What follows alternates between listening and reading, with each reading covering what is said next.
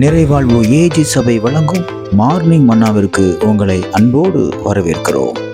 கர்த்தருடைய பரிசுத்த நாமம் மகிமைப்படுவதாக. இந்த நாளில் உங்களை சந்திப்பதிலே மிகுந்த சந்தோஷம். எனக்கு அன்பான தேவ பிள்ளைகளே, நம்முடைய வாழ்க்கையில் நடக்கின்ற ஒவ்வொன்றும் ஏன் இது நடக்கிறது, எதற்காக இது நடக்கிறது, யார் மூலமாக நடக்கிறது, எதற்காக இந்த சம்பவத்தை எனக்கு நேரிடுகிறது என்று சொல்லி பலவிதமான குழப்பங்கள். அது நல்ல காரியமாக இருக்கலாம், அது ஆபத்தான காரியமாக இருக்கலாம், அது நமக்கு விரும்பாத காரியமாக இருக்கலாம். எது நடந்தாலும் ஆண்டவர் நோக்கி நீங்க பல கேள்விகளை கேட்டுக்கொண்டிருக்கீங்கல்ல. இன்னைக்கு கர்த்தர் உங்களோட பேசுகிறார்.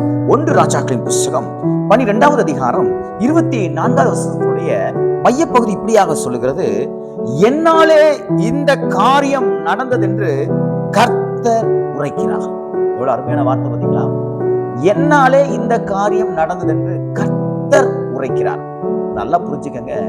இங்க ரெகோபயாம் அப்படிங்கிற 2 ராஜாக்களை பற்றி, சாலமோனுடைய அவன் பிள்ளைகளை பற்றி சொல்லப்பட்டிருக்கிறது. இந்த 2 பேருக்குள்ளேயும் ஒரு பெரிய பிரச்சனை, யாரு ராஜாவாக மாற வேண்டும் என்று சொல்லி. அப்பொழுது தேவன் என்ன செய்கிறார் என்றால், ஒருவனை ராஜாவாக மாற்றுகிறார். ராஜாவாய் மாற்றின உடனே இஸ்ரவேல் ஜனங்களுக்கு பிடிக்கலாது.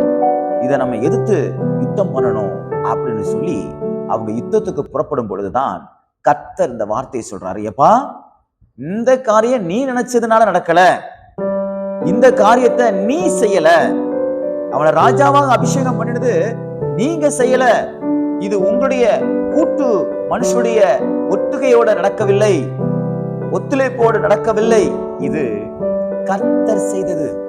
அன்பான திட்டு பிள்ளைகளே, சில காரியங்கள் நமக்கு வேண்டாத வெறுப்பாக இருக்கலாம், அதை தேவன் நம்முடைய வாழ்க்கையிலே அனுமதிக்கலாம். சில காரியங்களை தேவன் நம்முடைய வாழ்க்கையிலிருந்து பிடுங்கி போடலாம். ஐயோ, நான் மிகவும் விருப்பமாக ஆசையாக வைத்திருந்தேனே, இன்று கூட உங்கள் இருதயம் பதட்டப்படலாம். சில உறவுகளை உங்களை விட்டு கர்த்தர் தூரமாக்கலாம். ஏன் இவர்கள் என்னை விட்டு ரொம்ப தூரமாக போகிறார்கள், எதற்கு இப்படிப்பட்ட ஒரு சூழ்நிலைகள் வருகிறது என்று பலவிதமான கேள்விகள் உங்களுக்குள்ளே வந்து கொண்டிருக்கலாம். ஆனால் கர்த்தர் சொல்லுகிறார், இந்த காரியம் என்னாலே உண்டானது, இது உங்களாலே உண்டானது அல்ல, இது தேவனாலே உண்டானது. எனக்கு அன்பான தேவ பிள்ளைகளே, நீங்கள் நன்றாக புரிந்து கொள்ளுங்கள். இது தேவனிடத்திலிருந்து வந்தது. நன்றாக நம்ம நினைக்கிறோம், இது நான் தான் உண்டாக்குனேன், இது சில பேர் எனக்கு இப்படிப்பட்ட காரியங்களை செஞ்சுட்டாங்க அப்படின்னு சொல்லி. இல்ல, கர்த்தர் இந்த காரியத்தை உங்களுக்கு செய்திருக்கிறார். நம்ம என்ன செய்யணும்?